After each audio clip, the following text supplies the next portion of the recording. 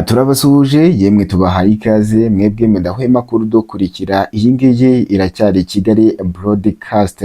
Nonaha ndagira ngo unyemerere turebere hamwe iyi nkuru ikomeje kubabaza abaturarwanda batari bakeya, ariko cyane cyane kuri babandi batari babona icyemezo cyo gutwara ikinyabiziga, uruhushya rwo gutwara ikinyabiziga cyangwa se driving license. Ni inkuru ibabaje ikomeje kugenda ikwirakwira hirya no hino ku ije kuba yababaza abaturarwanda babandi batari babona uruhushya rwo gutwara ikinyabiziga rwa burundu cyangwa se irunguru tuzi nka perime.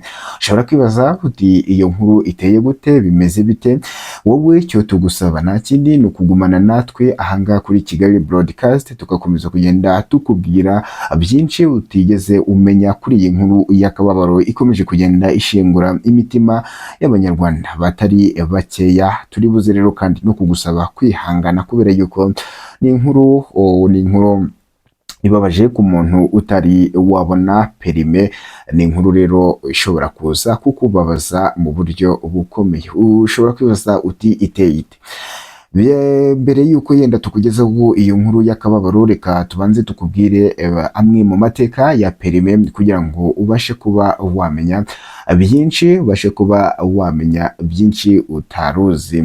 Ubundi perime zaje mu mwaka w'1970.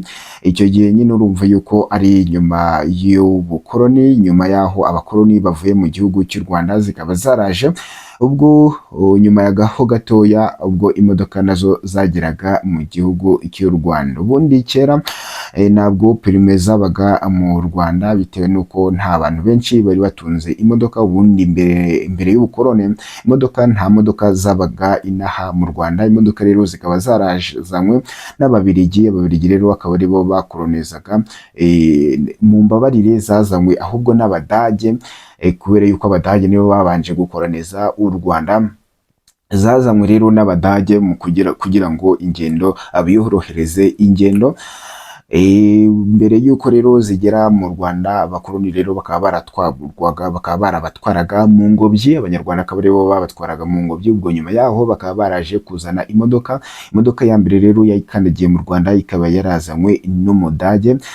Ubwo nyuma yaho rero imodoka imaze kugera mu Rwanda nta perime zabagaho, kubera yuko wasangaga itunze nk'umuntu umwe mu gihugu cyose, cyangwa baba benshi bakaba ari babiri. Bityo rero ntabwo byasabaga ngo umuntu yitwaye bafite perime, byasabaga kuba uyizi byonyine, kubera yuko mu muhanda nta yindi modoka washoboraga kuba wahuriramo nayo. Uko imodoka rero zagiye zigwira hagana mu myaka y'1980 ndetse kuzamura, nibwo rero impanuka zatangiye kugenda ziba. Ubwo mu gushaka umuti w'impanuka nibwo rero baje kuvuga bati umuntu agomba gutwara imodoka ayizi neza cyane, atari ukujenjeka, azi kuyihagarika mu buryo butunguranye ndetse no kuyitwara atiriwe asubira inyuma. Atari ko se ibyo ngibyo ubundi bizagaragarira hehe? Ni gute umuntu azaza akatubwira ati njyewe nzi gutwara imodoka mu ndeke njye mu muhanda? Nibwo rero baje gutekereza basanga bagomba kubishyira mu nyandiko. Inyandiko rero wazanye nta yindi ni inyandiko ya perime nyine, ari rwo ruhushya nyine rwo gutwara imodoka. Ubwo ngubwo nuvuga waragenda gukiga imodoka, wamara kuyimenya bakakwandikira ku gapapuro yuko uzi gutwara imodoka, barangiza bagateraho kashe. Ubwo wazagira umwaka ukagapapuro wakanyagiranwa, ubwo ngubwo ukaba urahombye. Uko rero u Rwanda rwakomeje kugenda rutera imbere, nibwo rero baje kugeraho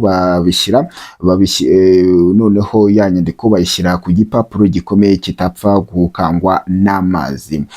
Muri ibi bihe ngira ngo aka gapapuro kamaze kuba business, aho umuntu gafite aba afite amafaranga igihe icyo ari cyo cyose. Ashobora kuba yabona akazi keza kameze neza. Ushobora kubona akazi ko gutwara amakwasiteri, ushobora kubona akazi ko gutwara ambulance, ushobora no kubona akazi ko gutwara babakire baba basinze. Kuri ubu ngubu rero ibintu bikaba bikomeje kugenda bihindura isura, ndetse amakuru agezweho aka kanya akaba ari amakuru yakomeje kugenda ababaza abaturarwanda batari bake, ariko cyane cyane babandi batari babona perime. Iyi nkuru akaba ariyo yakomeje kugenda ibabaza, uti byitwaye bite?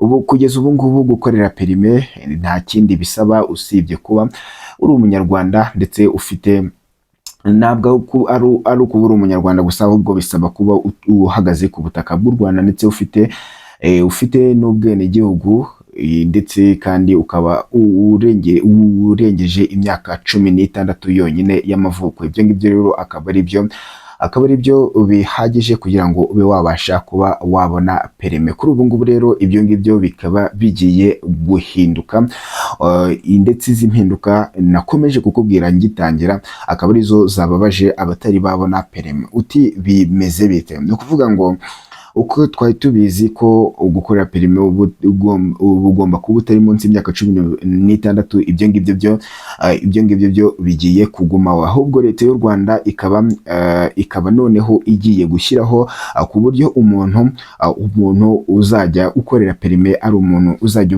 uba yarize amashuri 6 yisumbuye, yarangije ndetse anafite diplome. Ibi ngibi rero ni ibintu bibabaje abanyarwanda benshi cyane, ariko cyane cyane babandi batari babona perime, ndetse kandi na babandi cyane na babandi bagiye bacikiriza amashuri. Shobora kubaza uti ni ukubera iki cyemezo kije? Ni ukuvuga ngo impamvu y'ibi byose leta y'u Rwanda ikaba yaricaye igashyiraho amashuri kugira ngo umwana w'umunyarwanda yige, barwanye inkandagira bitabo. Ni ukuvuga ngo rero kera ni ukuvuga ngo abantu bose wasangaga bari kugenda bava mu ishuri, leta igarwana no kwirirwa ibirukaho kugira ngo ibagarure, ariko bakanga bakananirana. Nibwo rero baje gushyiraho ibihano bigiye bitandukanye ku bantu batize. Nibwo rero nko mu gisirikari kera bakaba mu gisirikari harajyagamo abantu barangije amashuri 3 yisumbuye, nyuma biza guhinduka bashyiraho 6. Ni muri ubwo buryo rero no muri perime leta ikaba yaraje kureba isanga abana benshi bakunze kuva mu ishuri, babona chemistry bananiye bakavuga bati mvuye mu ishuri ngiye gukorera perime, ubone imite ngiye kwibera umumotari cyangwa se nshake akazi k'ubushoferi. Leta y'u Rwanda rero ikaba yararebye isanga mu bashoferi ndetse n'abamotari benshi aha ni inkandagira bitabo, nta numwe uzi icyongereza cyangwa se igifaransa, kandi kuko uzabirebe mu bamotari nta mumotari uzi icyongereza neza, nk'iya umuzungu agiye kumutega bisaba guca amarenga. Akaba ariyo mpamvu rero leta y'u Rwanda yashyizeho izi ngamba, igiye gushyiraho izi ngamba z'uko buri muturarwanda wese uzajya ukenera gukorera perime azajya abanza akerekana diplome, akerekana yuko yarangije amashuri 6 yisumbuye. Ibi ngibi rero bikaba bije kugira ngo barwanye abana bacikiriza amashuri bahitira mu maperime. Abantu benshi bakaba babishimiye cyane, bavuga bati ibi ngibi byari bikwiriye, ndetse n'abandi batarazibona bakaba bababaye mu buryo bukomeye. Ubwo ngubwo ugutegereza tukareba ahantu biri buze gushya bishyira Kigali Broadcast.